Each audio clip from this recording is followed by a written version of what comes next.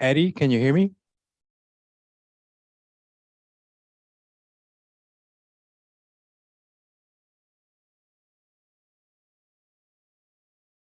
Eddie, can you hear me?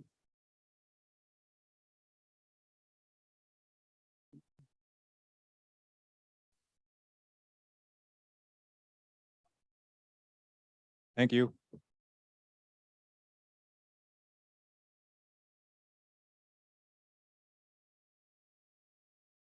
Testing, Bruno.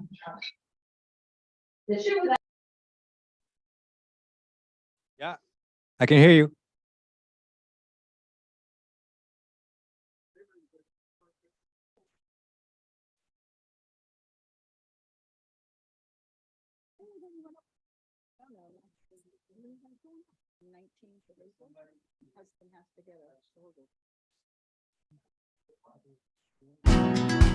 Johnny Tigner, he made a difference.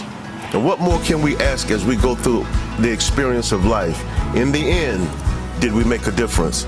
Johnny Tigner did that. In order Johnny for the Tigner, city to progress, he made a difference. in order for us and what to more keep can up we ask as we with go the through needs of our the experience of life? we In need the end, projects like this. did we make a difference? We need to build Johnny Tigner for the community. did that. In order Johnny for the city Tigner, to he made a progress, difference. in order for us And to what more keep can up we ask as we with go the through needs of our the experience of life? we In the need end, projects like this. did we make a difference? To build Johnny Tigner for the community. did place that. of being. So a place where you can sit Johnny back and Tigner, enjoy he made a difference. enjoy the What more can we ask as we go through the experience of life? In the end, did we make a difference? Don't understand always what's going on the other side of things. I have some questions for you. When do you still wear your uniform and go? No, okay. Somebody, my neighbor was bitten by a dog in our complex. A service dog that's from the pound here, that she has papers for it. Did they report it to animal control? Oh, she had to. She had 4 stitches and so yes, she reported it. But the sheriff who wrote her thing was Grimlow. That's what it said on the little card. Or Grimlow. And she said it was he was down at the beach in a uniform, and I'm like, you sure? But I mean, I saw the card. She showed it to me. Are you serious? Yes. Did you take a picture of the car? No, Was it a sheriff's car? that I don't know, but she said that she was a sheriff at the beach and he had a uniform on. And I'm like, I could have sworn that he was retired, We gotta ask Adam. When he comes but in. they've been trying to find her. She's playing the poor knees. Oh, my mother Just have a case number, your friend. Well, she probably does. I gotta do that. No, I know. Sue, I don't know if I ever knew her last. Dog bite. We don't have any dog bite calls. So he didn't call, he actually. I agree, yeah. Come in and enjoy yourself and live the legacy that my dad lived.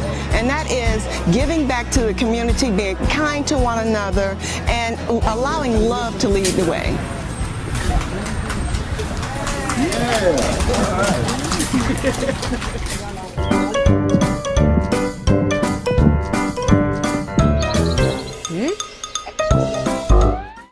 Take you to, first she took her to. How we doing?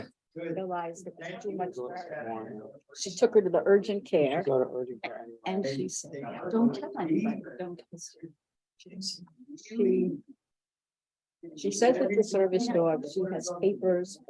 Papers don't- You know, Well, the papers, apparently they do to the lawyer because we lost the case. well, I'll tell you, the paper, yeah, the papers, there is no such thing as a registered service animal in Florida. Civilly, they may come up with some rationale, but law enforcement is that all the time. It's like, oh, we have this paper. It doesn't mean anything.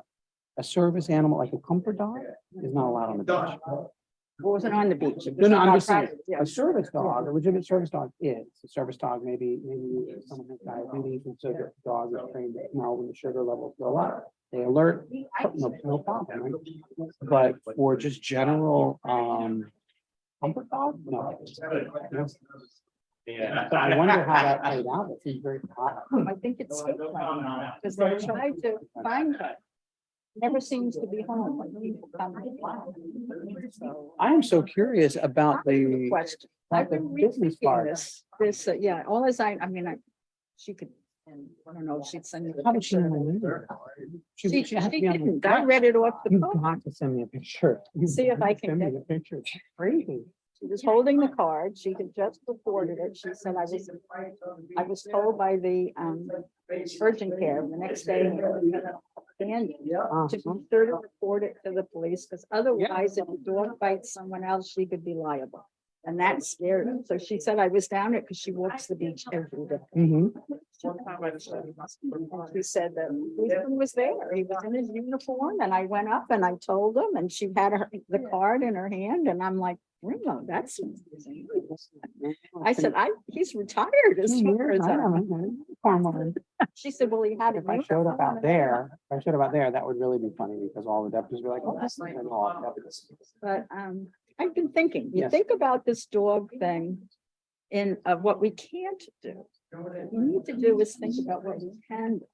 Now, when you pull somebody over in their, you can ask to see their driver's license. Mhm. Can't you ask to see the dog's? But there is no papers that in Florida, there are no papers. that are required. Do they know that? Well, and, I'm betting they don't. well, and the other thing is we're also limited in even the question.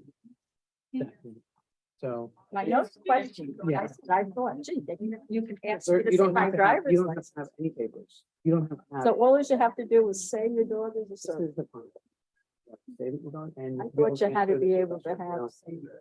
You don't have to have a little vest on them. You don't have to have papers on them. People get them. Now, in other states, it might be different. So I'm just talking about that. In other states, they may require you to register in some place or whatever, but, not for it. There should be some way. Yeah, I tell people. Yeah. And of it's course, a good thing. they, which I'm not. Oh, let's see. I'm gonna look service animal registration in Florida, see? No, I'm just curious. No, it's funny. It's funny that they'll have like something here. Now, our latest is we have a pig. at the house. It's not on a leash or anything. That's not a service. A little pony is. A little The pony. only Because two I service, said to some guy sitting on the bench, I said, that's the strangest looking dog I've ever No, seen. the And he only- went, "That's because it's a pig." the only, the And I'm only like, service animals. Say that, yes, it looks like a pig, not on a leash, coming off the beach. Yeah, oh, look at here, let's see. So PTSD is fine, right? Service animals are defined by a dog and really trained to do some task. The definition does not affect the limit broader definition of assistance animal. That's a different category. They're allowed everywhere. They must be under control. So when they bite, that's not under control. Okay, the fact that this dog has bitten. and That's she- not, is that does not mean that, No, but does that mean, and she's in a place where you're not allowed to have dogs. so a If it service bites her, animal, Does that void out that she can keep her dog in the? I would argue that. I would argue that, because if you see, look what it says under 80A, service animals must be harnessed, leashed, or tethered unless the individual's disability prevents them from using those devices. Where they interfere with the animal's performance. Individual must maintain control of the animal through voice, signal, or other effective control. If your dog is biting somebody, they're not doing it. So that does not qualify, doesn't meet the definition. That's why she. Do you want this? You want me to email this to you? Okay. Not Oh, that so any- this is the only other one, miniature horses. Hey, I swear, people don't know that, but it's dogs and miniature horses. Those are the only service animals that are allowed by federal law.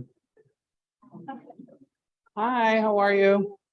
I thought you'd get a kick out of the fact. I was very confused. Good, how are you doing? Good seeing you. It's good seeing you. As to how you wrote that clock out. I'm like, I guess once you retire, you can still wear your uniform. No, no. Do you want me to send this to you? If you want to. Yeah, I can send this to you. I'll send you the You link. probably have it already in there. This is just, I thought that they had it as a PDF, so I'm looking to see if it's got a PDF. Don't make it difficult. I I'm have just gonna- someone who I think has applied for a job at the beach. Oh, yeah? I know that the park ranger supervisor started to do phone screens, and stuff, so that should be wrapping up soon.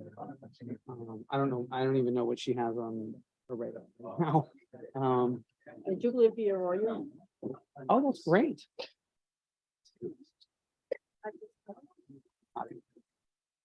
What's your email address again? Peggy's Angels. GGYF. There you are. That is there. Everybody knows. People know me that I don't know. I wave anyway. It's just priceless. What's really scary, tell you what's really scary, and this is an example, my little. Yes. My car just now, and it told me how many minutes to Second Avenue. I hadn't even pulled out of the parking lot. I said, how do I, in the morning, I get up and it will tell me how many miles to the grocery.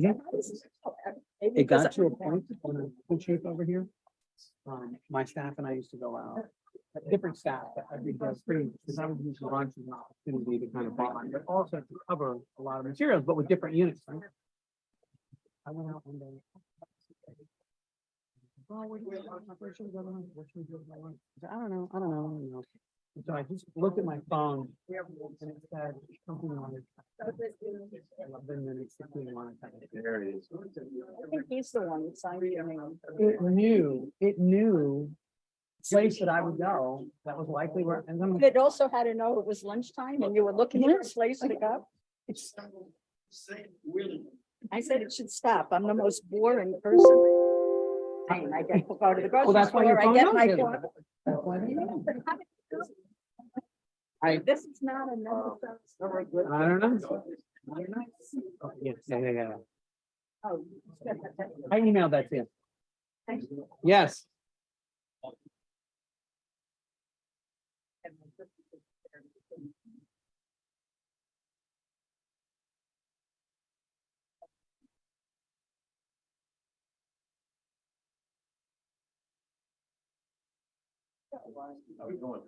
Hey. Congratulations to you too.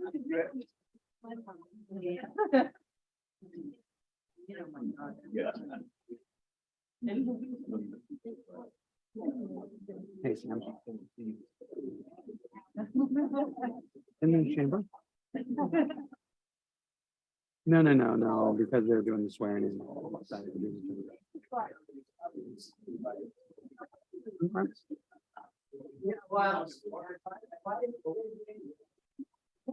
Oh, no, he just sent me a message. I had congratulated him on the selection of the back. And he was just like, oh, thank you, Ronnie, thank you all for the support, something like support the VFL and just stuff like that.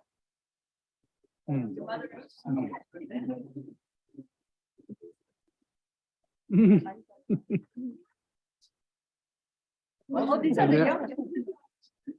What are the young ones? So, very good. I got the zoomed in on Bernie. It's just fun. We got a video going on with Bernie. Oh my God, this is. All right. I'll talk with you later. All right, bye.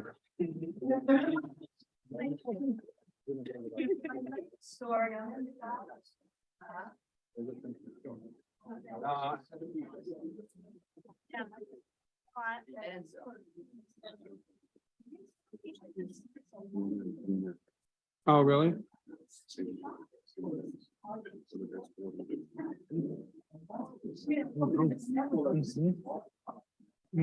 Found another.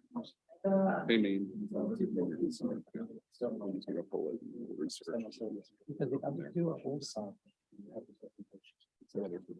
Oh, right. Along those lines. Okay. Let me call.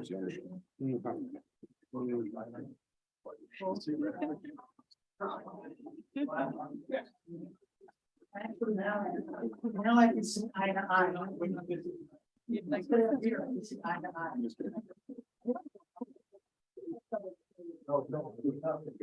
I know.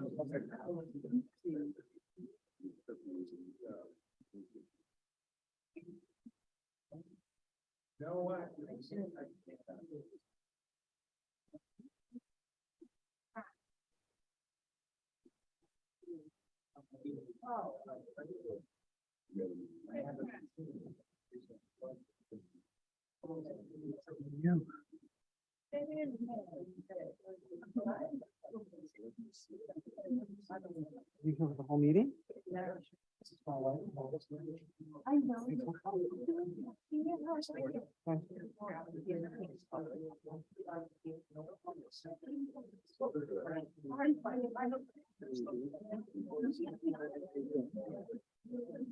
I'm glad. Yeah,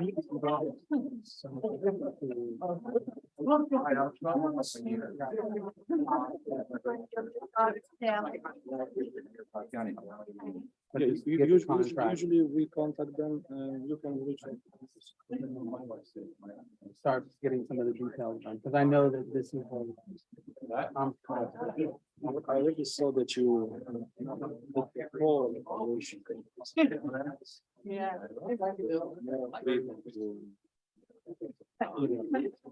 Yeah.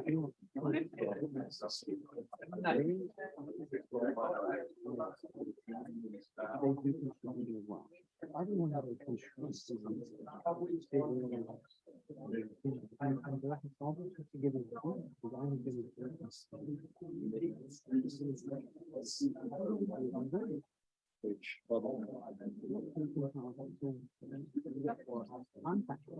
I want to call him right now. Definitely the right choice. Yeah, I think so. I think it'd be good. At the moment, the right choice. Yeah. Thank you for all the help on it. Not really right. And then you throw the change the format. I was curious on it. Just throwing me off. Okay. You need all kinds of. I keep trying to. I'll just come back. I'm straight night.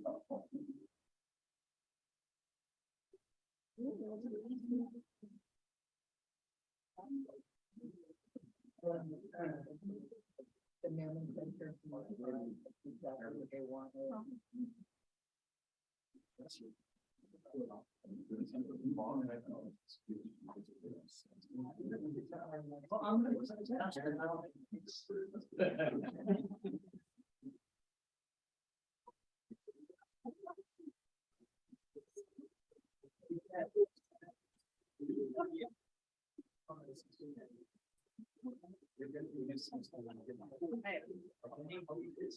I think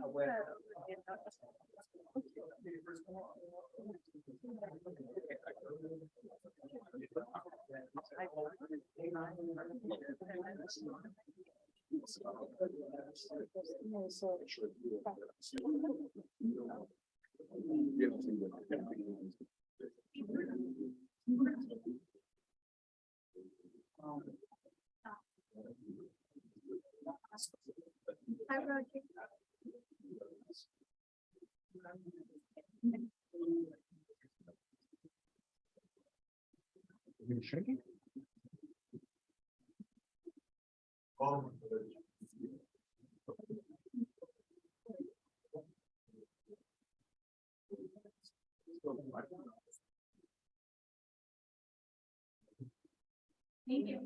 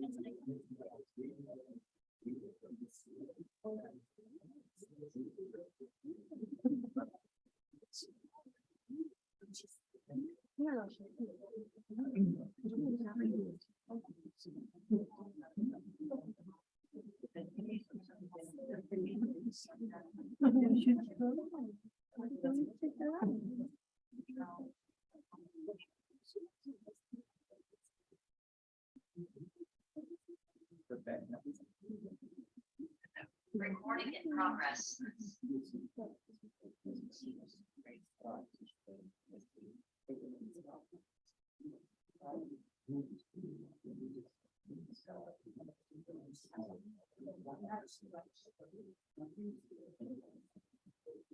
Ladies and gentlemen, we'd like to call to order the regular city commission meeting for March 28th, 2023. Could we please have roll call? Commissioner Drosky, Here. Commissioner Parnas, Commissioner Preston, Here. Vice Mayor Hudak, Here. Mayor Gans. Here, if we please stand for a moment of silence and our pledge of allegiance.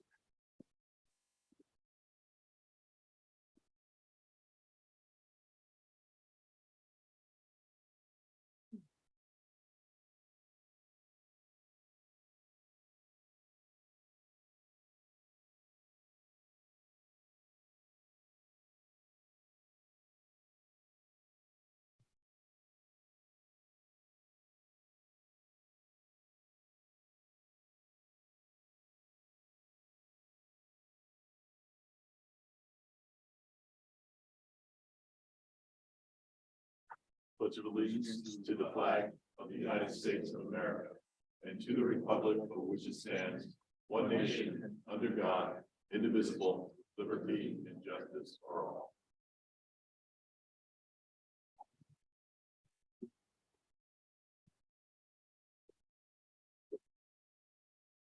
We please have approval of the city commission meeting minutes for March 7th, 2023. Motion to approve. Second. Motion from Commissioner Parnas, seconded by Vice Mayor Hudak. All in favor, say aye. Aye. Those opposed? Acknowledgement of our city board meeting minutes or planning and zoning board meeting minutes from December 1st, 2022. Firefighter pension board meeting minutes of December 5th, 2022. Our code compliance meeting minutes of January 25th and February 7th of 2023. Motion to approve. Second.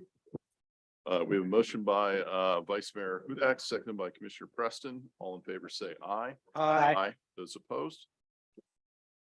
Madam Clerk, would you do the honor of doing our oath of office for our incoming commissioners? Recording in progress. Commissioner Hudak.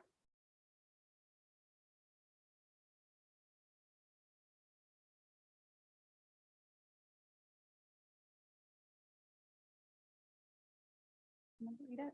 Okay. Hold up your right hand. I, Michael Hudak, I, Michael Hudak, do solemnly swear Do or so- affirm do solemnly swear and affirm that I am a citizen of the state of Florida that I am a citizen of the state of Florida and of the United States of America and of the United States of America and a registered voter and a regular voter and resident of the city of Deerfield Beach, and resident of the city of Deerfield Beach, as shown by the public records of Broward County, Florida. as shown by the public records of Broward County, Florida. I am being employed as city commissioner of the city of Deerfield Beach I am being employed as city commissioner of the city of Deerfield Beach and will be a recipient of public funds. and will be a recipient of public funds. As such city commissioner, As such city commissioner, I further swear or affirm I further swear or affirm that I will support the charter of the city of Deerfield Beach, that I will support the charter of the city of Deerfield Beach, the Constitution of the state of Florida, the Constitution of the state of Florida, and the Constitution of the United States, and the Constitution of the United States, and that I will will and faithfully and that I will well and faithfully perform the duties of my office perform the duties of my office upon which I am about to enter. upon which I'm about to enter.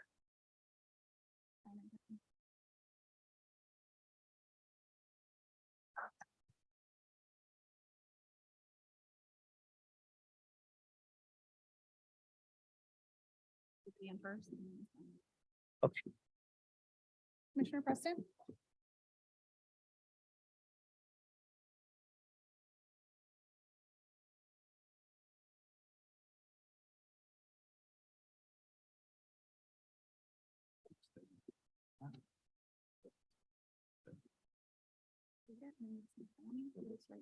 Okay.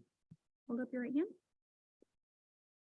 I, Ben Preston, I, Ben Preston, do solemnly swear or affirm do solemnly swear and affirm that I am a citizen of the state of Florida that I am a citizen of the state of Florida and of the United States of America, and of the United States of America. and a registered voter I'm a registered voter and resident of the city of Deerfield Beach, and a resident of the city of Deerfield Beach, as shown by the public records of Broward County, Florida. as shown by the public record of Broward County Clerk. I am being employed as city commissioner of the city of Deerfield Beach I'm being employed as city commissioner by the city of Deerfield Beach and a recipient of public funds. and a recipient of public funds. As such, city commissioner, As such, city commissioner, I further swear or affirm as further swear or affirm that I will support the charter of the city of Deerfield, that will support the charter of the city of Deerfield Beach, the Constitution of the state of Florida, the Constitution of the state of Florida, and the Constitution of the United States, and the Constitution of the United States, and that I will well, and faithfully that I will well, and faithfully perform the duties of my office, perform the duties of my office, which upon I am about to enter. which I'm about to enter. Thank you.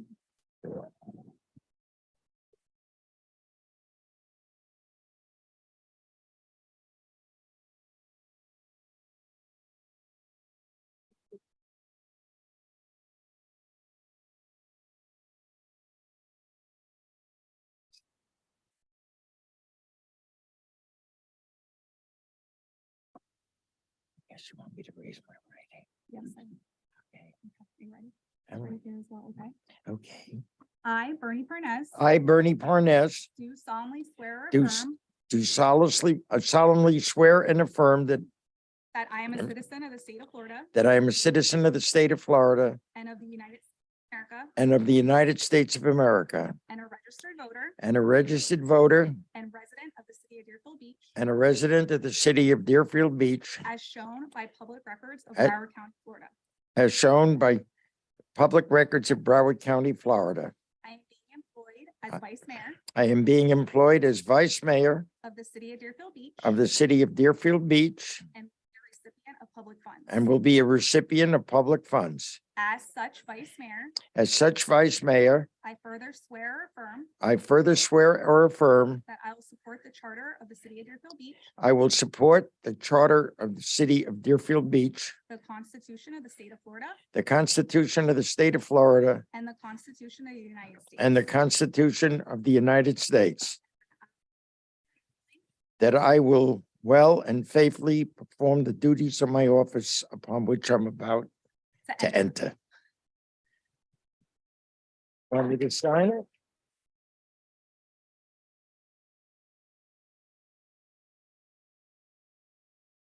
Thank you. Vice Mayor, would you like to say a few words before we bring up our newly elected commissioners? Yes, I've been here for 6 years. And it's probably the most important job I've ever held in my life. I take it very seriously. And I look at it as one of the pleasures that I've been allowed to enjoy for the past 6 years and have 2 years to go, and hope to continue to contribute to the success of this commission. Thank you, Vice Mayor.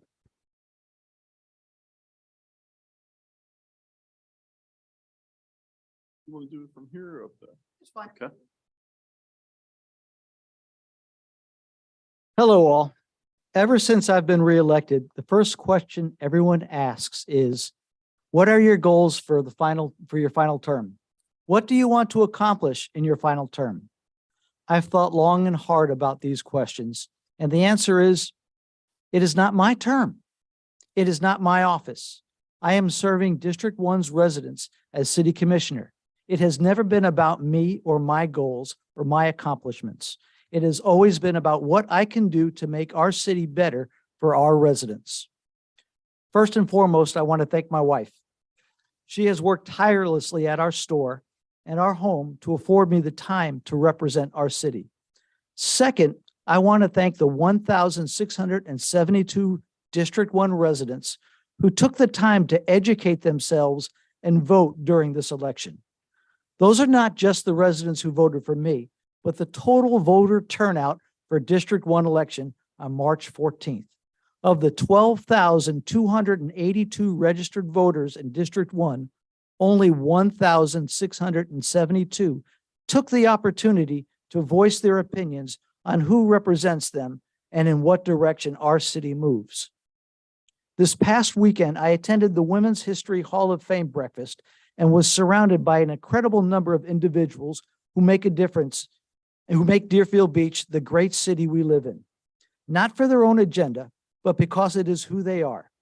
These are the 1,672 people who join Kiwanis, Rotary, the Historical Society, and serve on a board or a committee. These are the individuals who find the time to make our community in their image. They are just as busy as the rest of us with the same challenges, and yet they find time to give back to our community.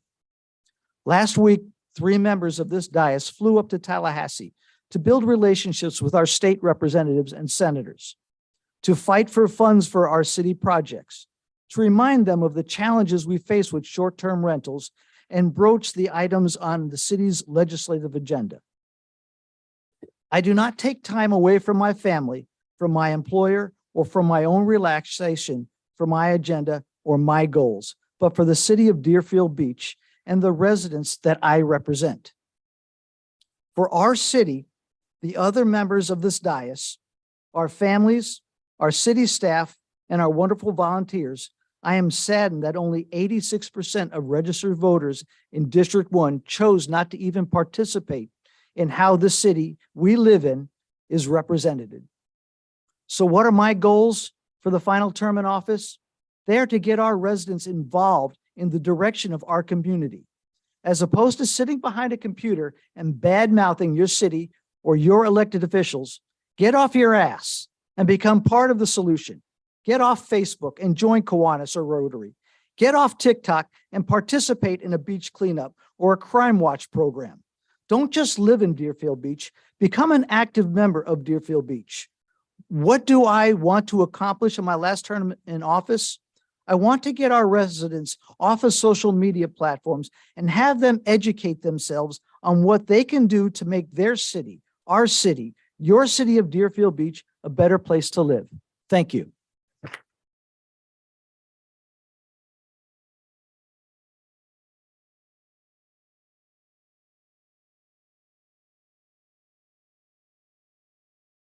First of all, I would like to say that this is a humbling time, although it is a time of which we as candidates can be very jubilant about an accomplishment.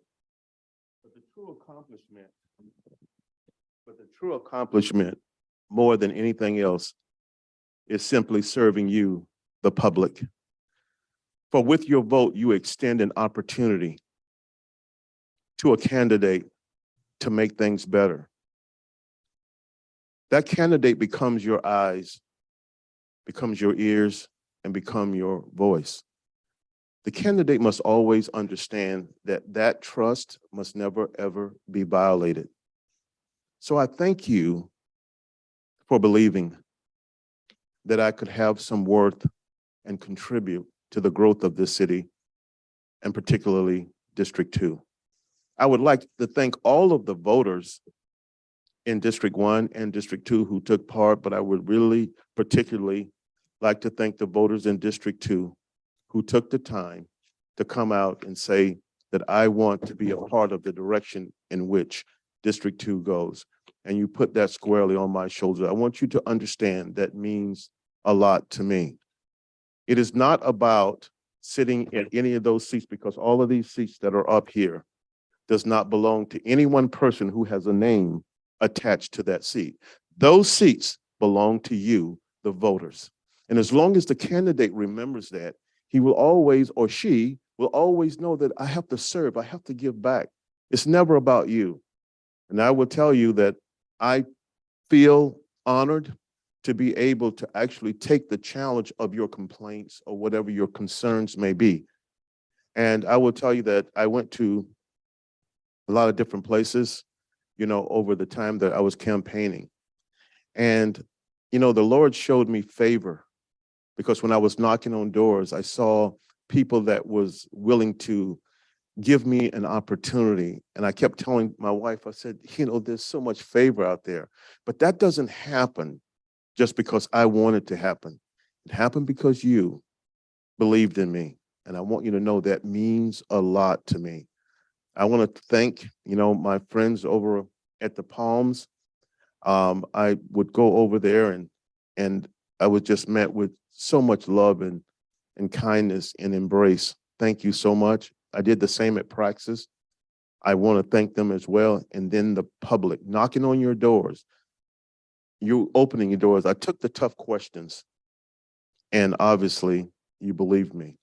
I want to thank my family, for without my son and my wife, it doesn't happen.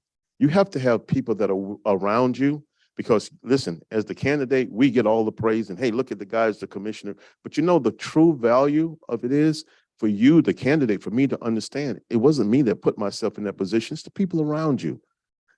Commissioner Hudak just got reelected. It doesn't happen without his lovely wife. It just doesn't. I know what's happening. And so it's important that you say thank you. And I thank you for all that you've done. And I really appreciate this. And thank you for the opportunity. Opportunities are not given, they're earned. But I thank you for the opportunity to serve you, Deerfield Beach and District 2. Thank you so much.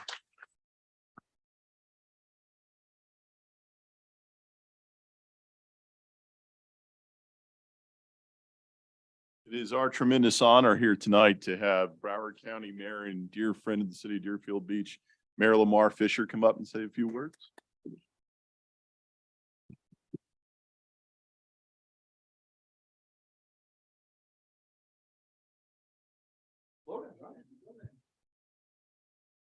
Mayor, thank you so much. Commissioners, I am so proud of you, the ones who got reelected, to be able to continue to serve with you, and to your wonderful city manager over there.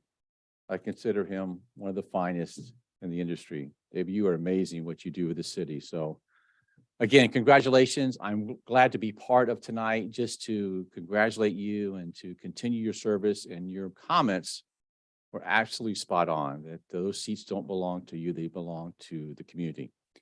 And that's kind of been my theme throughout this year, Mayor. And by the way, thank you for coming to Tallahassee, those who did, because it did make a difference for us talking and advocating together and making a difference for our city and our county. So thank you for doing that. But coming together, as you know, Mayor, and what you've heard many times is my 3 C's plan: community, collaboration, and of course, communication. And I'm here just to say to you again, that I'm here to serve you. And I want you to understand that, because there might have times been in the past where maybe the county and the cities did not cohesively work together. Well, those days are gone.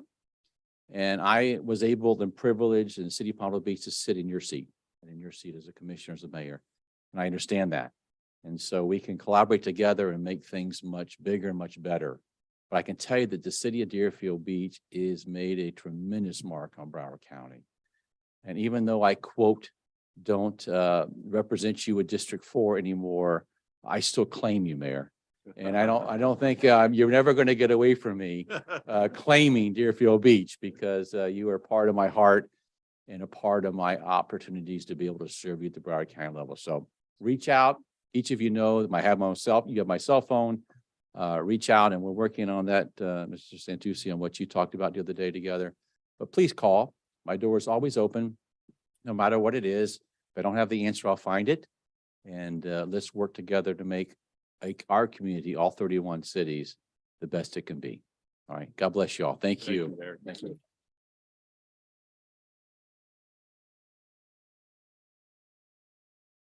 Commissioner Drosky, would you like to say a few words?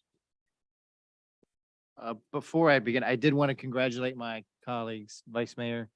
I guess not Vice Mayor anymore, back to Commissioner Hudak Commissioner now. and Commissioner Preston. Congratulations. Having gone through 2 campaigns, I know the rigors that you go through. So congratulations, and look forward to serving the next 2 years with you up here.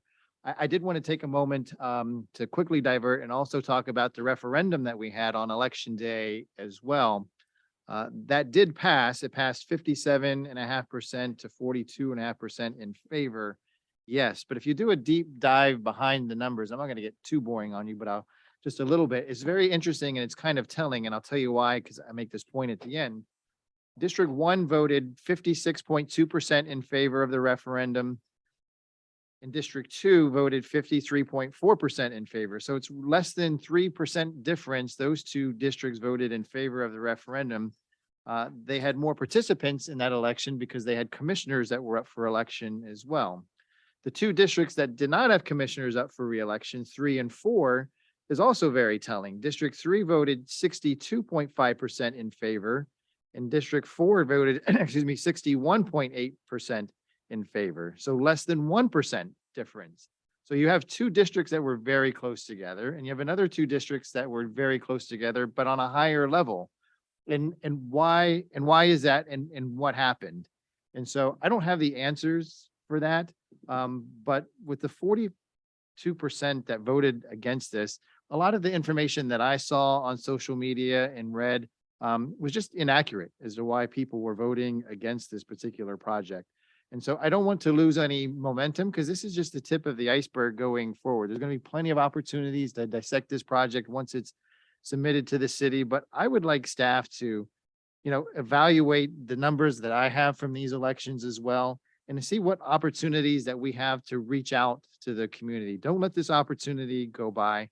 Let's reach out to Deerfield Beach. It's impossible to tell who voted yes and who voted no, but let's reach out to those voters in this election and put to rest some of the misapprehensions that may be about their project, some of the misinformation that's out there, and some of the points may be accurate. And let's discuss those going forward.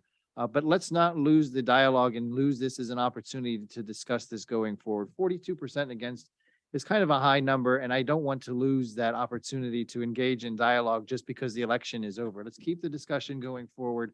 And if staff could evaluate that and take a deeper dive into the numbers like I have, I think it's very telling, and we shouldn't let those residents go just because the election's over. Thank you, Commissioner. Appreciate that.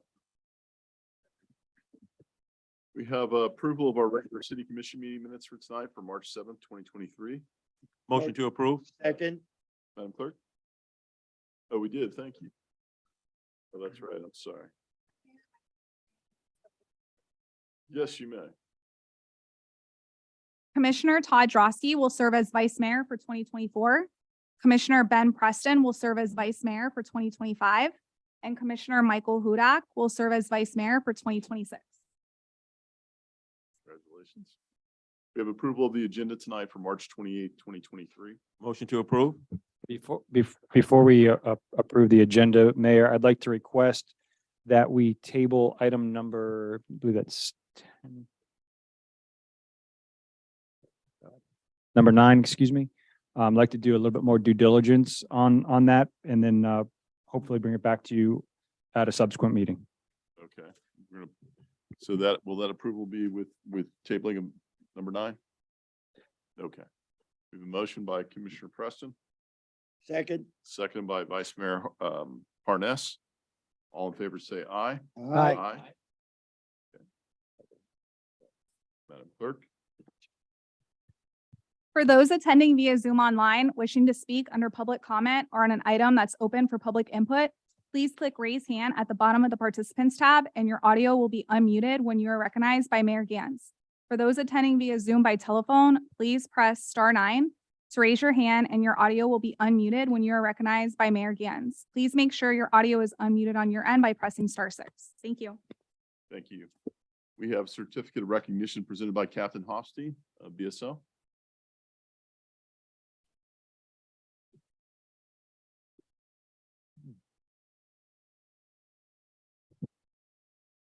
Good evening, Mr. Mayor, Mr. Vice Mayor, Commissioners, congratulations to City Manager and Mayor Fisher. Good evening, sir. And the citizens of Broward County, always a pleasure to be here. Thank you for the opportunity for this. It's an opportunity to share with folks the amazing things that our staff do here in Deerfield Beach. We're very proud of the public safety and law enforcement services that we provide to this city. And while the city is aware of who we are, it's not often that we get to recognize the individuals that are actually out there really doing the magic and doing the great things that keep this community safe. It's my pleasure tonight to introduce, this is Deputy House and Deputy Ryan. We also have Deputy Dunklin. He cannot be here in person, but he's monitoring tonight via Zoom. want to talk about something on January 18, 2023. A horrible crime was committed in the city of Hollywood. A man was murdered. The information was broadcast in what we call a BOLO, be on the lookout for, over the police radio. This is broadcast countywide to alert all deputies, all police officers that this crime was committed and that they're looking for a specific suspect. Often this information flows out over the airwaves. Sometimes something is done with it, sometimes not. Fortunately, our deputies here, I'm very proud to say, they're very diligent in their duties. Shortly, maybe minutes after this information went over the radio, even though it occurred in Hollywood, which is probably, it is almost the furthest southernmost city, and we're the northernmost city in Broward County, Deputy House took it upon himself to check some technology that's available to us exclusively here in Deerfield Beach. Through this technology, he learned that the suspect in the vehicle that was being sought for this homicide 4 minutes earlier was somewhere within the city of Deerfield Beach. He immediately broadcast that information over the police radio. And this is what's important and what I'm proud of. It's about the teamwork. He put this information out over the radio, and these other two tenacious deputies who were very vigilant during their duties, that's Deputy Ryan and Deputy Dunklin, immediately began searching or keeping an eye out for this vehicle, and they spotted this vehicle on Hillsborough Boulevard. And from this point forward, you know, academically as a tabletop exercise, it seems very easy, but these things in real life, as you can imagine, involve a lot of adrenaline. These deputies know not only have they identified the suspect vehicle, but this is a subject wanted for a homicide that just occurred. They followed this individual, but they exercised patience. And that's the most important thing here. There was no rush to take action individually. It's all about the teamwork. They're able to keep a tally on this vehicle. They're able to call in resources, which luckily we have plenty of, which involve canines, helicopters, other deputies. They were able to safely surveil this vehicle and follow it to a residence here in Deerfield Beach. Once the vehicle was parked, these deputies safely set up and took the suspect into custody. I'm not just proud to say that they took a homicide suspect who, again, mind you, this wasn't a delayed homicide. This had just been committed several hours earlier. They did so safely, with no use of force necessary, with no gunfire. And look, sometimes these are necessary things in law enforcement, but if we can avoid them, we avoid them at all costs. And that's why the teamwork and the patience and the professionalism that they perform every day is so important, because that what leads to not only taking the suspect off the streets, but doing so without the fanfare and the danger that's not necessary. So I'm very proud of these deputies. Obviously, I need not say, let your imagination go with what might have happened if this suspect had not been arrested. Why was he here in Deerfield? And what else might have been perpetrated? But fortunately, thanks to them, he's safely in custody now. So for this, I appreciate the opportunity to honor these deputies and present them as our Deerfield Beach District Deputies of the Month for January 2023. Gentlemen.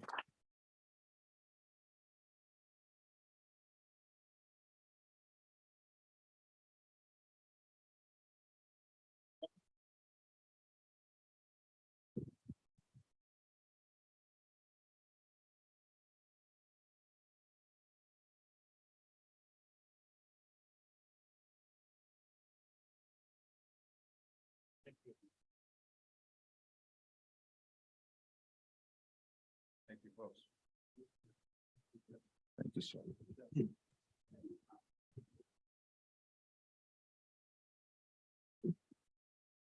I want to, it's incredible police work. And I want to share with the crowd while they're here, something that happened today as well.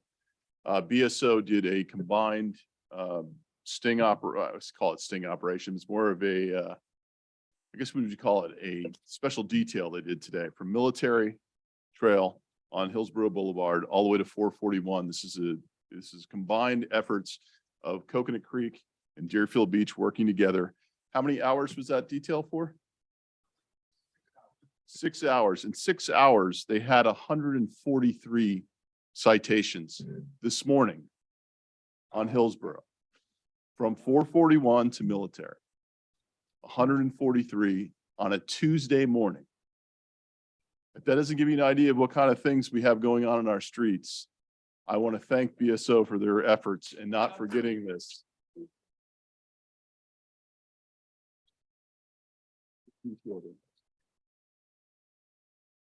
Madam Clerk.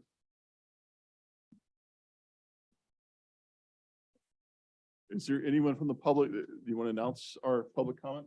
Yes, sir. Okay, we are now at public comment portion of tonight's agenda. Person addressing the commission shall state his or her name and address and may speak for 3 minutes unless extended for 1 additional minute by the mayor. This is the time for public comment on items that are not on the agenda. The time for public comment on an item that's on the agenda is after we read the title into the record, and the public comment period for that item is opened up. No, as a reminder, no comment shall be made related to the personal life or personal qualities of any person, and no language which would offend persons of ordinary sensibilities shall be permitted. Daniel Shinetsky, 34 Keswick B, Deerfield Beach, 33442. Good evening, commissioners. I know in October, Waste Management went before the Broward County Planning Board, and they wanted to expand the facility in Monarch Hills, the one on Wiles, and that was defeated in large part because of Vice Mayor Bernie Parnas' effort standing up for Deerfield Beach. I saw in the Sun Sentinel that the Broward County leaders agreed to long-term plans to build a trash and recycling program, which would be independent of Waste Management. The Broward County committed to creating their own waste and recycling system. I'm very, very strongly in favor of that. I think that's fantastic. According to the source of Sun Sentinel, it said in early June, both county and cities are expected to vote at their own city halls, including Deerfield Beach, on creating what would be known as an interlocal agreement, which is very similar to the beach nourishment program that we have with our sister cities. And that agreement would develop a master plan. It would set up a taxing authority to pay for it all and have the cities, based on population, share the cost of the starter fees, such as renting an office, hiring director, and Broward County will foot half the bill. So ultimately, a recycling, composting, and a waste to energy plant will be built. So I'm very in favor of that. The officials said that this new plant would burn waste to create electricity on whatever couldn't be recycled. And if trash could not be burnt, it would be sent to the landfill as only a last result. And that plant would most likely be built at the site of either Monarch Hill landfill on Wiles and Green or on county-owned land off of US Highway 27 in southwest Ranches and Pembroke Pines. So I just wanted to maybe have you expand on that at your convenience. Thank you very much. Thank you. Anyone else from the public?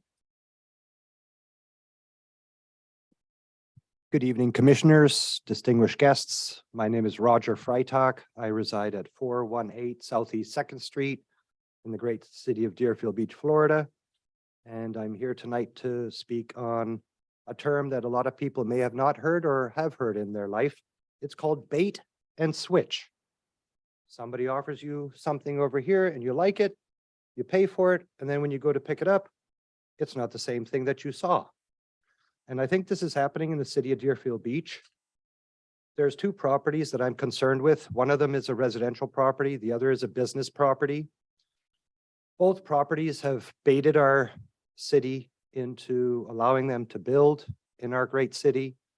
But yet at the same time, they have not given us what they set out to do. One, the residential property, which is located very close to City Hall, was recently had a meeting with regards to some variances. And I feel that the same thing is going to happen with a brewery that's planned or has already been built and is almost completed in the Cove Shopping Plaza. Once again, I hope that our city officials, city management, and everybody responsible with the construction of these buildings will review this, and let's not be baited again and find out that the perpetrators have switched the product that they said they were going to build and provided us with something that we didn't necessarily want or need. Thank you very much for your time. I hope you have a wonderful evening. Thank you. Thank you, Mr. Freitag. Do we have anyone else online? Anyone else from the audience? Yes, ma'am.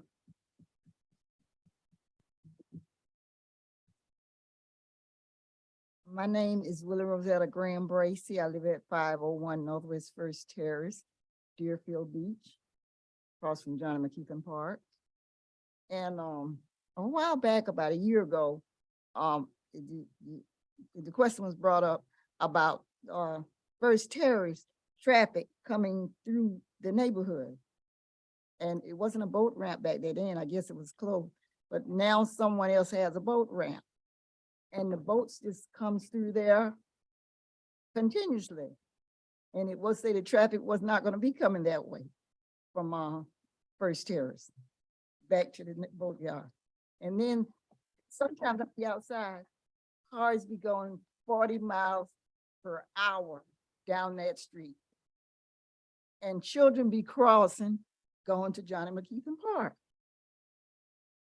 And and also because those boats coming, and we live in the corner house, so we gets the blunt of the water. So with those boats coming on that road and storms coming, the boat is gonna shoot the water over in my yard.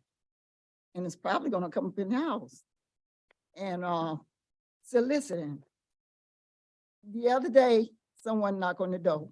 It was a young Caucasian boy. He knocked on the door. So my husband was sitting in the kitchen at the table, and I was in the front room. He's looking in the window, waving at us from the outside, waving at us in the house. And I think the soliciting needs to stop in the neighborhood. And also that side of Hillsborough Boulevard, the north side, it looks like a business area there now instead of homes, because everybody got their businesses in the yard because of those warehouses closed. And when we moved there as a neighborhood, not for homes, not for businesses. And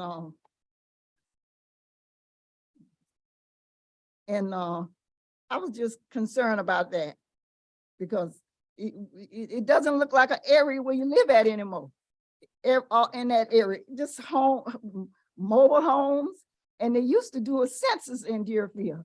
And if they did a census in Deerfield now, they probably find out almost every home over there got about 20 people staying there in them houses because they got all those trailers in the back and people staying in them.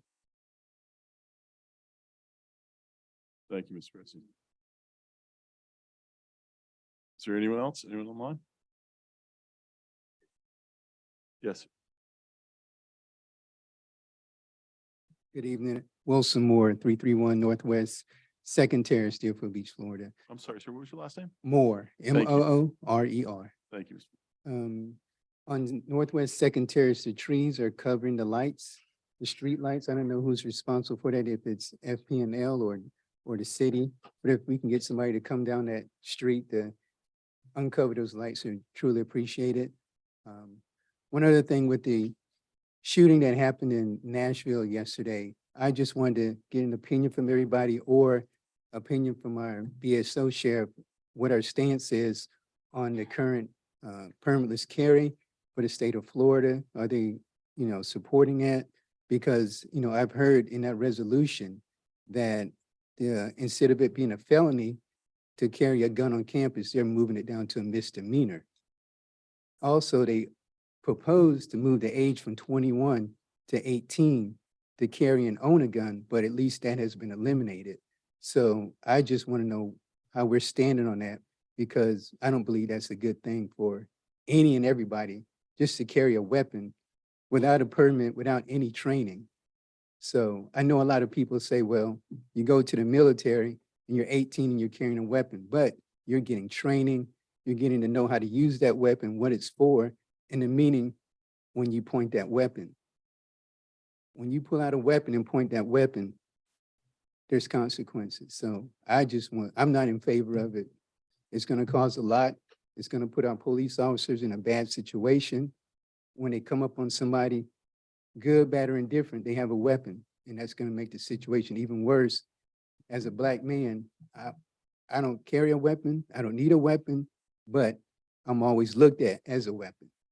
So just want to know your opinion on that. And if we can get those trees cleaned up, I appreciate that. Thank you, Mr. Moore. Appreciate that. Anyone else? Okay, I'm going to close it to the public. Just to address a couple things. The issues when it comes to the residential and the commercial property, a certificate of occupancy isn't going to be granted unless they meet the criteria that was originally presented. So on a commercial property, if they said they're going to have 2 parking spaces going to be there, that's what we approved, and that's what needs to happen. Same thing with the residential. You can't go and put up a building in the city of Deerfield Beach or anywhere and just put it up without a permit and think that you're not going to be put in a situation in which something's going to be torn down. Because if not, you're going to be looking around and having buildings popping up everywhere. This isn't a situation in which it's, we'll ask permission after the fact. That's not going to happen. And let's make sure that that doesn't happen on these issues. So certainly that's something we're looking at. We're going to make sure it gets addressed, because what we approved and the way it's supposed to come out is they're not going to be allowed to occupy those buildings unless that goes through. And Ms. Bracy, I actually went over to Johnny McKeithen today before I came over here and looked at that. It's such a long straightaway from Johnny McKeithen all the way to second over there, Eller. It is a straight path. So it is definitely in need of traffic calming. That's usually something that the neighborhood comes forward and get some traffic calming going. But certainly by that park and how it bends around and goes into the dead end at the end and comes back around, I would imagine that the traffic probably slows a little bit as they have to make that hard turn to do it. But I wouldn't be so sure about it, because as we heard what happens on Hillsborough, I no doubt that happens in the neighborhoods. We do have a soliciting rule in the city of Deerfield Beach. If someone comes to your door soliciting, they don't have the proper permit from the city of Deerfield Beach, you can call the police, you can call code enforcement, you can call me. We will make sure we get someone over there and educate that person on how to get a permit or make sure they're removed from the neighborhood. So that is not allowed in the city of Deerfield Beach without special permission. So just so you know that. As far as I believe that the boatyard was closed down for a while and now it's reopened. Is that correct? That's why you're seeing the increased traffic. If it had been open this whole time, you'd be seeing the same amount of traffic going through there, but it was closed for a while. So that's why you're seeing the increase. And that's just the way it's, I mean, that used to be there for a long time. You've been here a very long time. You know the way it used to be when that was open. So certainly that's an issue. But I do think, and I went by Johnny McKeithen and praised staff. I thought Johnny McKeithen looked really good, but there's certainly that neighborhood. There are places, I went by one house that looked like it was a car repair place out in the front yard, and there must have been 8 cars blocking the road, just trying to go around a corner right there. So definitely aware of it, and we'll see if we can do something. I know previously we had a gentleman speak about the screening that we have on the old water plant, and I believe also at the center, at the Braithwaite location. That screening that we had there is blocking people from being able to see the oncoming traffic at the intersections. I kind of drove that to see if that was the case. It might be the case more on the Braithwaite side than it is actually on the water plant side, but if we could take a look at that and make sure we either remove the screening or in that little section to make sure that's a clear pathway. And Mr. Moore, we'll look into finding out about the trees and see what we can do regarding that. As far as, I will tell you this about what we learned in Tallahassee. And we were warned about this by our colleague, Commissioner Drosky. It's true. The message is very clear that cities that take a stance on any things that are being passed in Tallahassee, that there is a running list of who is opposing what's happening up there. And they will be punished. You want funding? You take a stance on this. You have more power as individuals than we do here. I think if you were to poll the state of Florida on that particular issue, I'm not sure where this is coming from, except for the mind of just a few people in Tallahassee. Because no matter what side of the aisle you're on, most people look at this as a very bad idea. I'm one of them. I don't know why it's moving forward, but you have a louder voice, believe it or not, than I do, or us as a commission. As individuals in the community, your voice is going to be more in Tallahassee than mine did walking through the halls in the Capitol last week, or my colleagues as well. Even though we represent all of you, your individual voices are what's going to carry it. So I encourage you to call Tallahassee, call the governor's office, share your opinion on what that is, because it's important. This is where you actually have great deal more power than we do, sitting up here and passing something as the city of Deerfield Beach. I encourage you to do that, whatever your position is on it. I think I addressed everything. Anything I missed, city manager? Okay, thank you. Okay, we are now at the consent board appointments section of tonight's agenda. Items 2 and 3 are on consent for board appointments. Are there any pulls from items 2 or 3? No. Anyone from the public care to comment on item 2 or item 3? Madam Clerk, no one online. I'm going to close it to the public. Commission, we can vote on this as one. Motion to approve items 2 and 3. Second. Motion from Commissioner Hudak, seconded by Vice Mayor Parnas. All in favor, say aye. Aye. Those opposed? Okay, passed unanimously. Okay, we are now at consent, agreements and expenditure requests. Items 4 through 8 are currently on consent. Okay, are there any pulls from the commission on items 4, 5, 6, 7, or 8? Okay.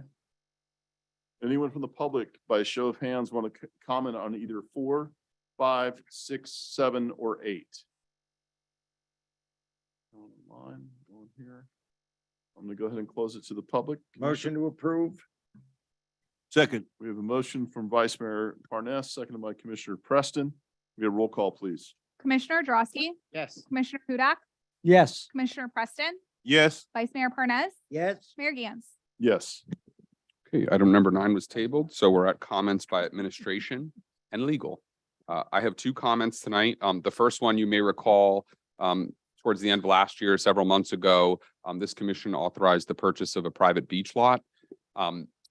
That the sellers had to go through probate and work out some issues so that we can make sure that we had the appropriate parties signing the deed. So I just wanted to give you an update on that. We are scheduled to close on that lot tomorrow. So we are all teed up, and after tomorrow, the city will own that beach lot.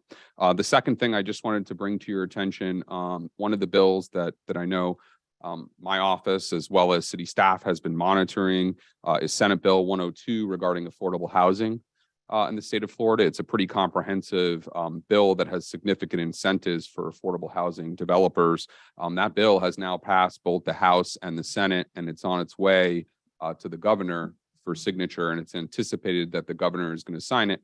It does have a number of incentives to promote affordable housing, but there is some components of preemption in there with respect to some of the city regulations for some of these affordable housing projects. So it will affect the ability to some extent for the city to apply certain of our development regulations with respect to density and also with respect to location of those. For example, the bill provides that the city has to permit affordable housing that has at least 40% of that affordable housing in commercial, industrial, or mixed-use districts, even though it's residential. So we're analyzing that. There will be more to come, but I just wanted to give you a heads up that it looks like that will be signed into law and come to fruition, and that, you know, we will be dealing with that going forward. And I'm happy to answer any questions. That's all I have. Thank you. City Manager. Yes, I do have a presentation for you this evening that Mr. Power is going to give, but besides, I just want to give you some updates. We did hear about from the commission our trip there to Tallahassee. I'm happy to report that the 2 appropriations that we've asked for both have passed the Senate. One is for our Alzheimer's transportation funding, and the other one is for our MLK stormwater design. So that project, it was the #1 priority in District 2. And it has been approved by the Senate for the design portion of that project. Still has to go through the House, still has to go to Office of Budget Management, and then be signed by the governor. So by no means are we done, but definitely a good sign there. Also, there is a bill out there for short-term rentals, and although it's better than what we have today, I will tell you that I don't think it has the teeth that you nor the residents are going to be looking for in terms of our ability to regulate Airbnbs. It really is just a little bit stricter enforcement in terms of how Airbnbs and their companies or the actual short-term rental itself and companies like Airbnb must register with the state, and it puts a little bit additional registration requirements, still limits our ability in terms of how much we can charge for registrations. So although it's, if this does pass, I think it's a sign that we've made a little bit of an impact up there, but not to the extent that we're looking for. So I did want to report that as well. Also, we heard mention of the solid waste working group on Thursday. Myself, the city attorney and director of sustainable management will be down in Sunrise at a meeting to take a look at what is called the final version of that interlocal agreement. So we'll be analyzing that at the staff level and then presenting any recommendations to the city commission thereafter. They're asking that cities pass that by the beginning of June. So more to come on that. And with that, I do have a brief presentation just regarding some issues that were brought up a few months ago regarding noise ordinances and generators and the like. So with that, I'll hand it over to Mr. Power. Actually, before Mr. Power speaks, if I can just say something along the lines of what the city attorney said. We talk about affordable housing, and that's a big terminology, and it's a big need that we have, not just in Deerfield Beach, but in Broward County completely. There seems to be a negative connotation to the term affordable housing. People automatically think of Section 8 or some kind of public housing, and there's a lot of negative connotations. I met someone in Tallahassee who shared her story about how as a mother and working multiple jobs to try to make ends meet, the term that I think is probably best used, and she used it, it's not affordable housing, it should be attainable housing. That's our biggest problem that we have. Attainable housing, because it is not attainable for people. And that's not just on a purchasing your home situation, it's a renting a home situation. You cannot attain a place to live because it's simply everybody's being priced out. This isn't a matter of someone trying to get a $50,000 home or $60,000 home or a $100,000 home. The home prices are going above $500,000. That is not attainable for people starting out. It's not attainable for a lot of people. So when we use that term, affordable housing, I prefer it if we kind of try to adopt the terminology of attainable housing. To me, I think it removes a stigma. And you know, when people talk about finding attainable housing in a certain area, they don't look at it as being something that might have a past negative connotation. I think it's just something that represents what the dire need is in this city in Broward County. Thank you. Mr. Power, sorry about that. I mean to hijack you. Perfectly all right. Eric Power, Director of Planning Development Services, City of Deerfield Beach. Yeah, so the last few months, as City Manager mentioned, there has been some discussion during public comment regarding construction noise and generators. And so my staff has done some research that I wanted to bring forward to you tonight as comparatives to current code and other municipalities in the area and have that discussion. So in discussion with this, the first thing talk about noise control is in Article 2. It's a code of ordinance. It's not land development code, and essentially it has things like definitions, maximum noise levels for multiple things, not just construction noise, but music and events and things like that, and certain exemptions, like for example, when garbage trucks can be working and when lawnmowers can be working, and so those are exemptions. When we asked this conversation, we also talk about yard encroachments, which is part of the land development code, and that we talk about mechanical equipment. Our code doesn't necessarily say things like generator, air conditioner, pool pump. It talks about mechanical equipment, which really can mean anything, anything of those natures. And it talks about it being 3 feet setback from a side or rear property line, and 3 feet is very consistent in our code when it comes to these types of accessory structures. The reason for why, and I'll get to that a little bit later in our slides, but this city obviously is almost 100 years old. And in the original platting of the city, our maximum lot widths were only 50 feet. We didn't change that until 1994, where we changed it to 70 feet. So there's a large portion of this city that was platted with lot widths of 50 feet, including the unincorporated area that is now part of the city of Deerfield Beach. So we have smaller lots than, say, our neighbors to the west, which are newer cities, the Coral Springs and the Westons and those worlds, who developed larger lots to begin with, right? And so you might see a setback of 5 feet or even 10 feet in some of those cities where, That's because that lot is larger. Our lot is smaller and we have that requirement for 3 feet. And that's been a requirement in this city since at least the 1950s. So, in order to change that regulation, we'd be creating, thousands upon thousands of nonconformities. So what else can we do in that regard, really, is the other question. So next slide. So just going back to construction noise, it was amended back February of 2018. So what we have here, Monday through Friday, construction 7 to 7, previously was 7 to 9, Saturday 9 to 5, previously was 9 a.m. to 7 p.m., and no change on Sundays or U.S. holidays. So currently, Monday through Friday, 7 to 7, Saturday 9 to 5.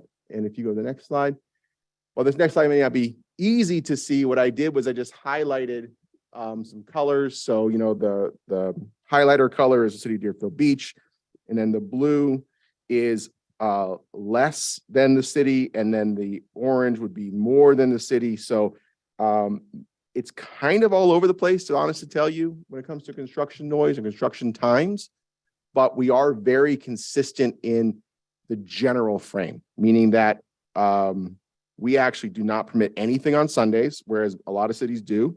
We don't permit anything on federal holidays, which is some cities do. We have very limited Saturday times from 9 to 5, whereas most cities have a time that's later than 5 p.m. on Saturday. So Boca Raton, Coconut Creek, Coral Springs, Fort Lauderdale, Lauderdale by the Sea, and Pompano Beach all have Saturday construction times that are later than 5 p.m. No one actually has a time less than 5 p.m.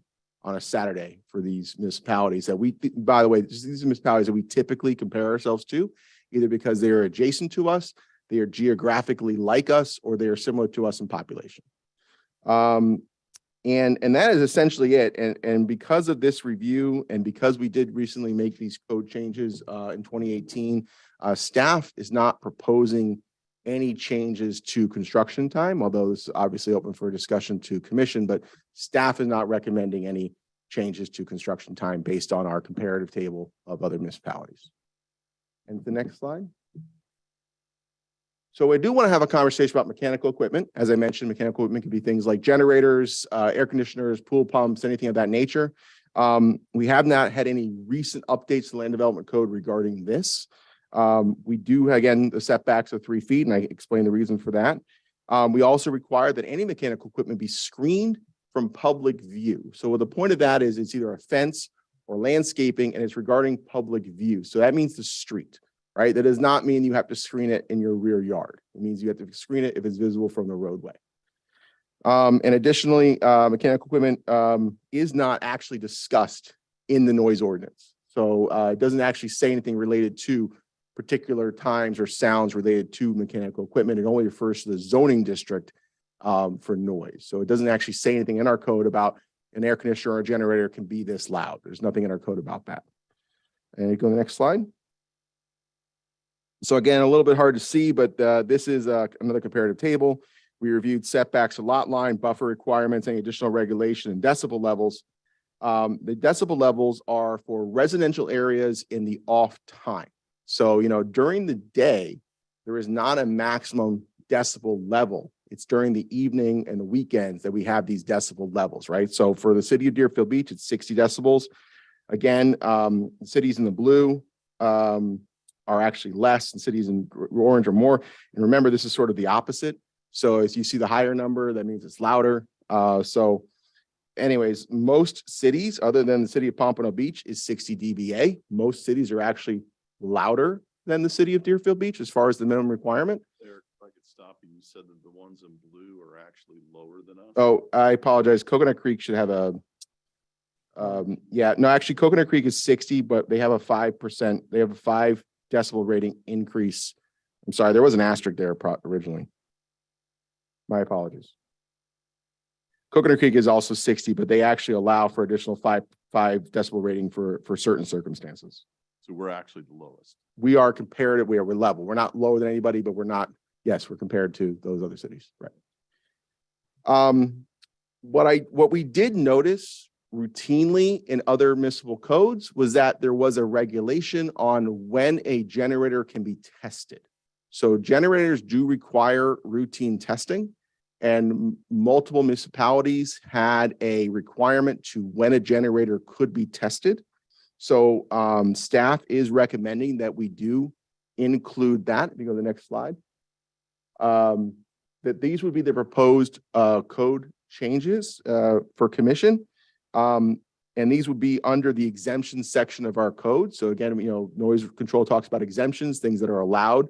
Essentially what this says is that you can test a generator for no more than 30 minutes once a week or through a 7-day period, anytime between 11 a.m. and 5 p.m. and for no more than 30 minutes. You cannot do it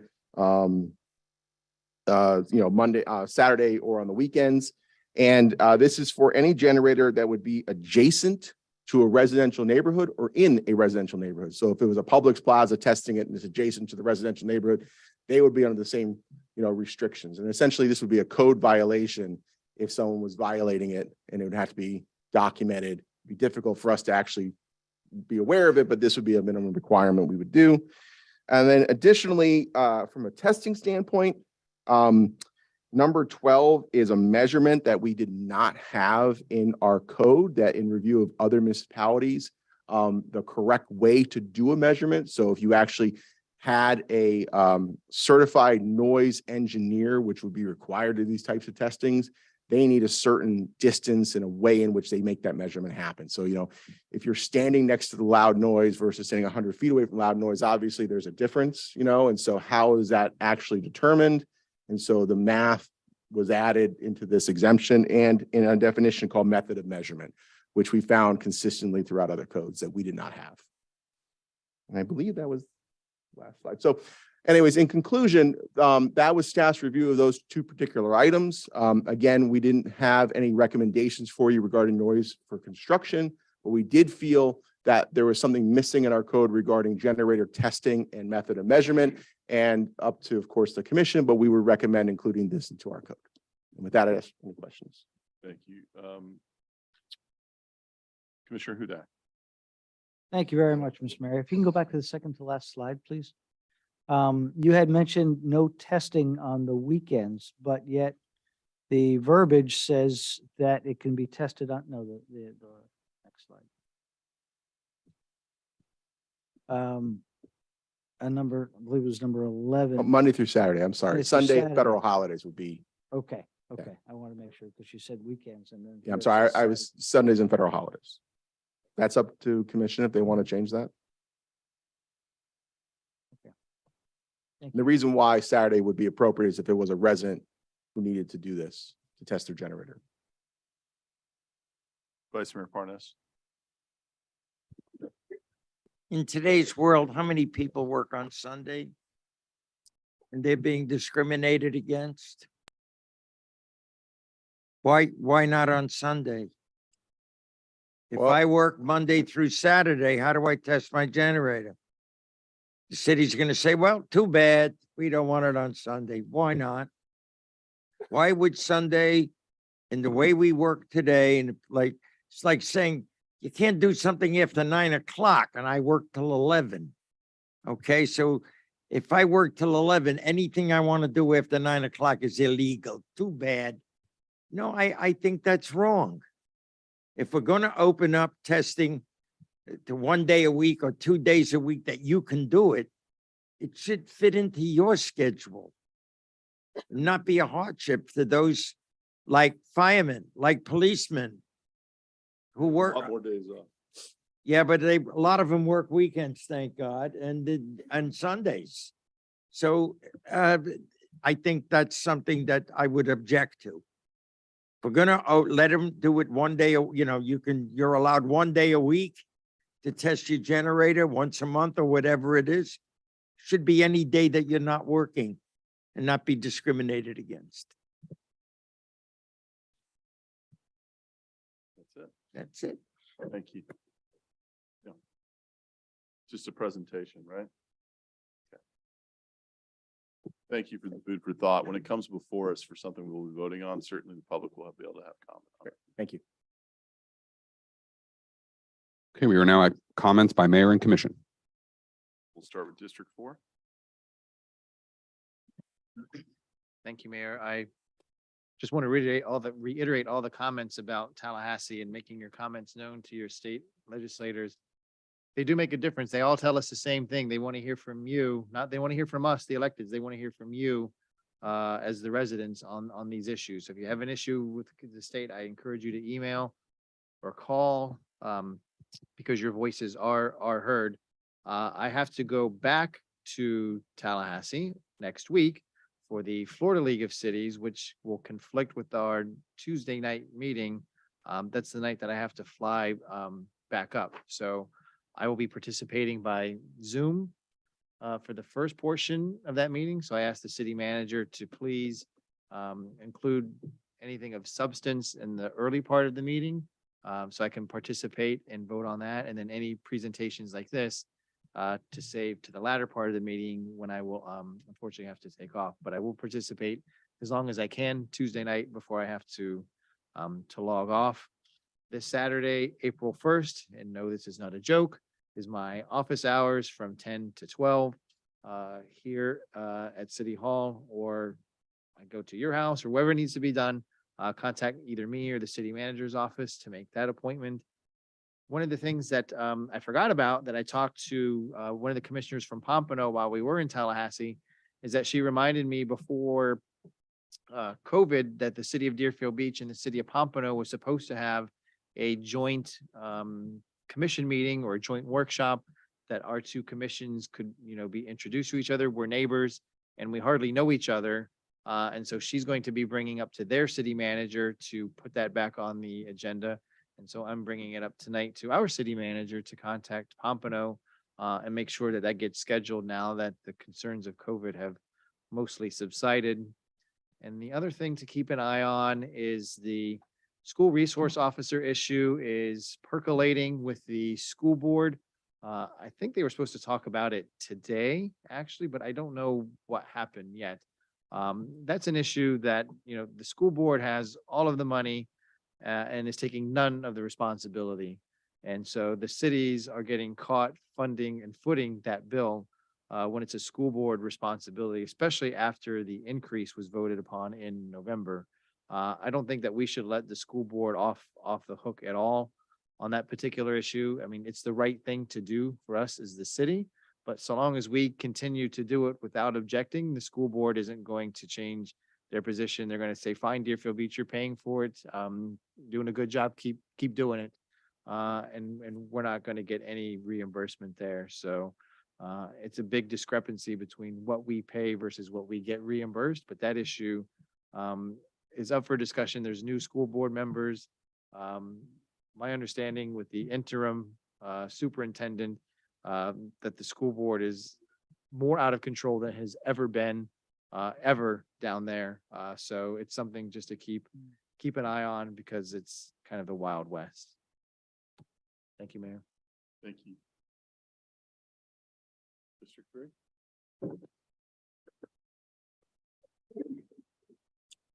Bill is very right about you have more power than this commission. Do you know what the largest cause of death of children are in this country?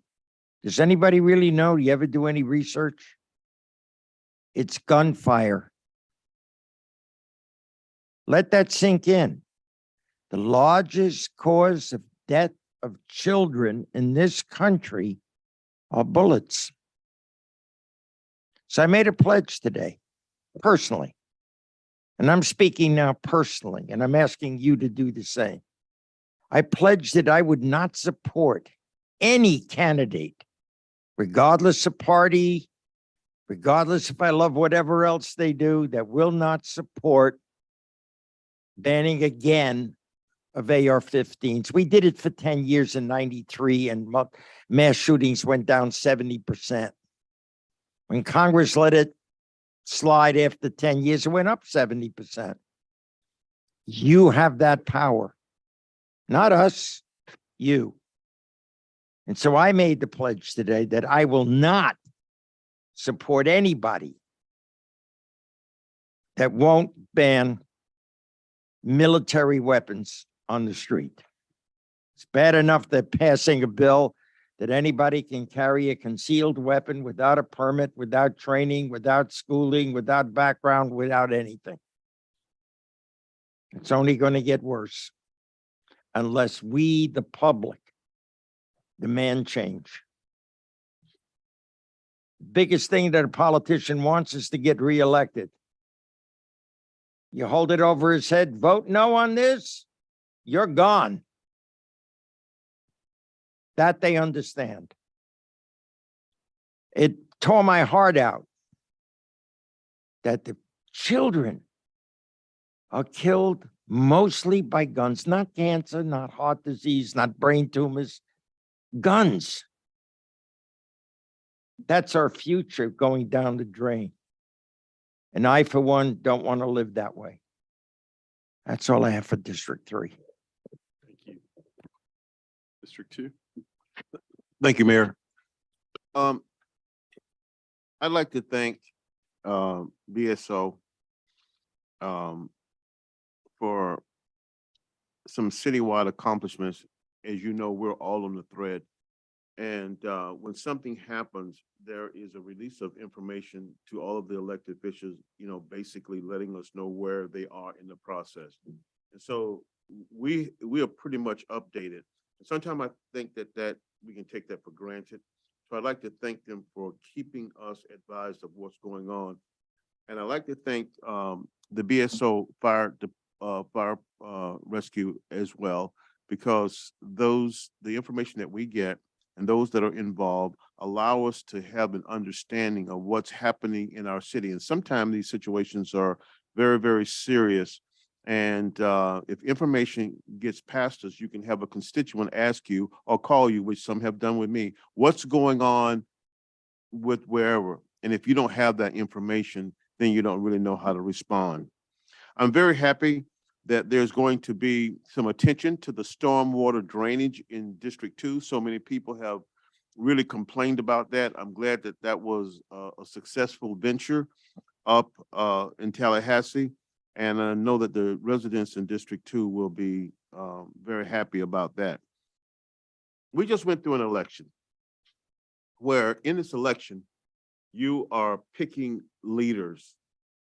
And it occurred to me that we don't have a training ground for our youth. So you have kids, you have, I don't know how many kids are in Deerfield Beach High School, for instance. I don't know how many are in Highlands, St. Ambrose, but there's a lot of kids. And we need to challenge ourselves as a board to help train them. So I'm going to ask the city manager, I need you to get me a meeting, if you would, please, with Mr. Marlowe. I'd like to discuss, you know, having an election at Deerfield Beach High School, just like what we just had. And elect some commissioners that would represent District 1, 2, 3, and 4, and have those kids elect a mayor. And I would like to have an agenda, and we can set up, you know, where it's every 3-4 months or whatever that time period would be, where they would have an agenda, not on the night that we're having our commission meeting, but on an off night where they would have an agenda and they get a chance to sit right up here. It is important that we start training our kids to be leaders. Oftentimes they can be left out of the process. And so that if we can, you know, start training them, teaching them what it is to be a commissioner. What is the requirement? What do you need to do in representing others? But all of the issues obviously would be involved with the high school. And from time to time, you get that question, but there's nothing actually, there's no infrastructure, there's no tool in place to help train these kids, and we need to do that. Also, there are people in our city that I'm going to ask that we give attention to that are trying to work with kids of the arts, kids that you know, they want to get involved. We have an affinity for sports. Listen, I love football. I like sports, but all kids are not going to go to school to play sports. So we should have something else for them to do. I know that there are people in our city that are involved with the arts. One of them is sitting right there in our audience right now. She works very hard with kids. trying to put on plays and do things, and we as a city need to commit to other things as well to help kids get involved in things like the arts. And so, again, Mr. City Manager, if you can get me that, get with me. I'd like to have a meeting with staff and Mr. Marlowe so we can discuss, you know, putting something together so they can have an election over there, and that they, the school, would be working in conjunction with the city to have a commissioner that represents District 1, one that represents District 4, District 3 and 2, and have them elect a mayor, teach them, show them the way. And I just think it would be a benefit. That's it for me, Mayor. Thank you, Commissioner. Commissioner Hudak, District 1. Thank you, Mr. Mayor. First of all, again, thank you to the residents of District 1 for your vote and in your confidence in the leadership that I've shown over the last 4 years. And I look forward to serving you for the next 4 years. The trip we had up to Tallahassee was extremely important and very well received. As the city manager just mentioned, some of our objectives have passed so far, and hopefully they will get approved through the budget. When I started going up to Tallahassee 4 years ago, nobody knew who Deerfield Beach was. And if they did, it was a snicker. This last time when we went up, we were very well received. And that's a testament not only to the city manager, to Jonathan, but also the members of this dais. One of the most important jobs that we can do for our city is build relationships with the representatives up in Tallahassee. We've talked a little bit about that today and how those relationships benefit the city in the form of funds, in the form of recognition. And it's a blessing to be able to go up there and know that our voices are being heard, that the residents in Deerfield Beach are being heard. But as we mentioned, your voices are the ones that need to be heard if there is an issue that you are passionate about. I had mentioned earlier that only 1,672 of you in District 1 actually voted. 84% of the residents of District 1 were completely apathetic with regards to how their city is being run, the leadership in their city, and what things we are doing to try to make their lives better. I want to thank everybody who is here today, because you are the ones who make our job easier. You are the ones that are making the difference in Deerfield Beach. Whether I agree with you or not, you're showing your passion, you're showing your education, and you're showing your intention on making our city a better place. And I just want to thank each and every one of you. Thank you.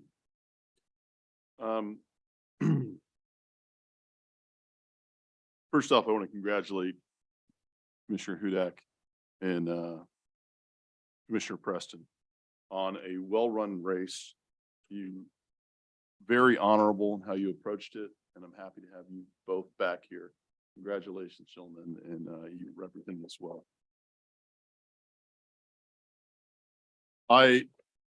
If you look around the room, you will see we had a lot of candidates. The room was a little more full while we were running for office here in this city.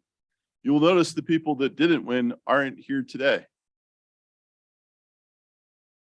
If you love the city of Deerfield Beach, win or lose, you're engaged and you're involved. I've seen it too many times. This will be the last election in which I sit up here and have colleagues be up for re-election. I've seen it. I've run against people like that. I'm not interested in candidates who need a GPS to find City Hall. I'm not interested in candidates who first time coming to a commission meeting is after they've signed up to put their name on a ballot. I've spent 2 years before I ran for office sitting in the chamber, seeing what goes on in City Hall before I got into office. 2 years. I am encouraging people to get engaged and involved. I have no interest in people who put their name on the ballot and then get engaged and get involved. And when they lose, they disappear. Seen it too many times.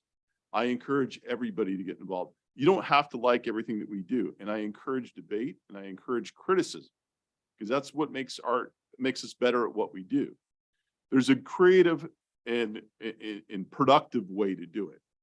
But fly by night people who come in out of nowhere, propped up what we're seeing now, and trying to make local politics partisan is the wrong thing to do. I don't care whether you're one side of the aisle or the other. A lamppost doesn't care either. Turn the lights on, trim the trees so the lights can be seen. I don't care, D, R, I, whatever you are, doesn't matter. That's what your job is. There's actually legislation flowing up in Tallahassee that is trying to make sure that local elections are partisan. Why? There are people trying to do that right now and been trying for a little while. And I don't think it's the right thing to do. I don't care if you're a Democrat, Republican, Independent, be a good candidate. Care about your city. And when you lose, stick around. Get involved. You find out if you really care about this city. I want to echo the sentiments of my colleagues. Commissioner Hudak, Commissioner Drosky, and myself went up to Tallahassee last week. It felt like last year. God, it was a long week. I will say this. We say that your voice is extremely important for Tallahassee to be heard. It is. We were very effective in different ways up there in regard to certain issues in bringing your stories that you've shared with us to our lawmakers.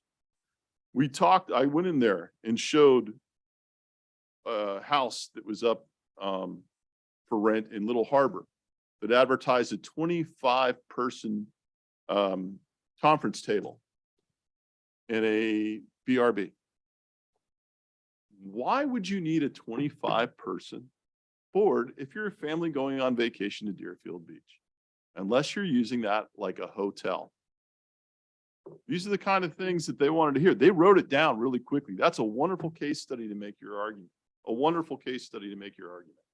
So we share your stories with them up there. We get the opportunity to meet in different departments. And I'll tell you what, as much as they talk about divided Tallahassee is, we had very open ears from Democrats and Republicans who were just wanted to do the right thing by all of us here. That's encouraging, and it should be encouraging to all of you.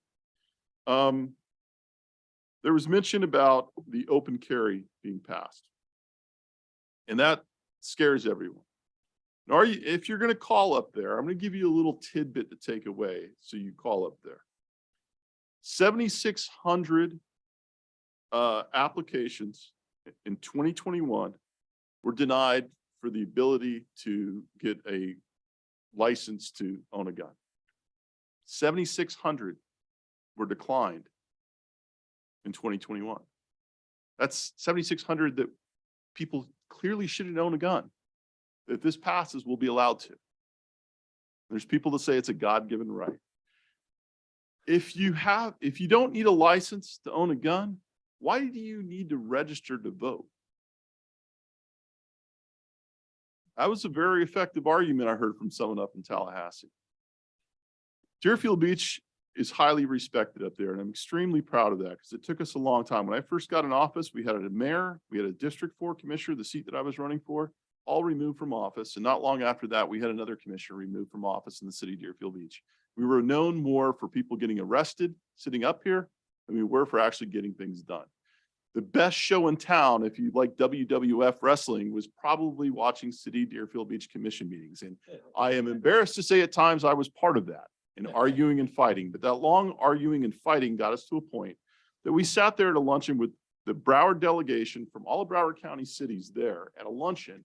Deerfield Beach was named twice, praised for what was going on. No other city was mentioned. We sat there and heard our name mentioned twice, the city of Deerfield Beach being called out. That is important. When you have other cities coming to us saying, how are you guys able to get these things done? What do you guys do? They're watching us. They know what's going on. The respect we have in Tallahassee, the respect we have in Broward County, thanks to the work of Vice Mayor Parnas, sitting on the Broward County Planning Council when he did, for the work that Commissioner Drosky has done with the Broward League of Cities, with all of you that you've done, with going up to Tallahassee and being our delegate, Commissioner Hudak and Commissioner Preston. Your leadership is well known beyond these city boundaries. Thank you for that. Jonathan Salas did a phenomenal job in Tallahassee. Our city manager did a phenomenal job. I was so impressed to hear him off the cuff talk about the issues, talk about the bills that were being presented. What were the strengths? What were the negative things? And how would it affect the city of Deerfield Beach? In our presentation, we went up there with our legislative booklet of these are our priorities and here's our projects, was better than any other city that was up there. And we were told that by the legislatures. You could look at that booklet really quickly, see what the needs were, look at the pictures. When you showed pictures of MLK and you saw the flooding and you see all these areas that needed help, that's why we got the funding. We made it easier for them. And we got into departments up there in Tallahassee. They weren't just our legislators. There was actually departments in Tallahassee that when it came before them, they knew about it because we gave them material and we pleaded our cases directly to them. It was a unique opportunity. These are worthwhile trips that we make. So I praise staff for that. And I praise my colleagues for the work they're doing on that. That's a huge benefit for all of us. BSO, Chief Whitehorn, Chief Hofstein, you guys do a phenomenal job keeping us informed, but keeping us safe. So many different issues that are going on here in the city. We are well informed and you guys are doing a phenomenal job. I will keep riding your butts on stuff and saying we want more. But the work you do is phenomenal. I want to thank both of you. We were very blessed to have both of them in the city of Deerfield Beach. To Commissioner Preston's point about having a mayor for Deerfield Beach High School, they have student government there. They have senior class presidents and that sort of thing. If that can't work, creating something new, maybe what we do is we get those people that are already going to be elected there in the school to get them involved with us, to kind of give them some guidance on what to do, because that carries into college and different areas like that as they go on. I think that's an excellent thing to do. I did that. I would be asked to speak at elementary schools, Deerfield Beach Elementary School. And I always did this thing where I actually had a little election in the class to explain what I did as mayor and what we do up here on a dais. And it was really tricky at a young age. You see these kids that if they lost, or people said, I don't want to vote for him because of this or her because of that, that hurt. It hurts us up here when we hear that. So imagine being in elementary school to hear that. So I think in high school, they can take it a little bit better, but I think they do have a program already in place and maybe we can piggyback or work that if we can't do something different. So I like that idea because we do need new people involved. I see new faces here that are here tonight, and I encourage you to keep coming out. There are a lot of misinformed people. There are a lot of people just full of it, to be honest with you. A lot of people just full of it. But there are a lot of people that are great in this city. This is a fantastic city. Keep coming out, keep getting involved, keep engaging us, and hold our feet to the fire because that's a really good thing for all of us. So that's, I think, all I have. Thank God. Okay, thank you. Motion adjourned. Second. Motion is second. All in favor, say aye. Aye. Meeting adjourned.